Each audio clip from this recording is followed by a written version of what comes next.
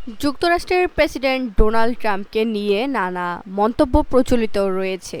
কখনো তাকে বলা হয়েছে অজ্ঞ, স্বৈরাচারী ও আত্মকেন্দ্রিক, আবার কখনো তাকে বর্ণনা করা হয়েছে বুদ্ধিমান, কৌশলী, সাহসী ও বিপ্লবী হিসেবে। ট্রাম্পকে ব্যক্তিগতভাবে চেনার সুযোগ না থাকলেও তার সম্পর্কে জানা যায় তার বক্তব্য, সাক্ষাৎকার, সামাজিক যোগাযোগ মাধ্যমের পোস্ট এবং বিভিন্ন ভিডিও থেকে পাওয়া তথ্যের ভিত্তিতে।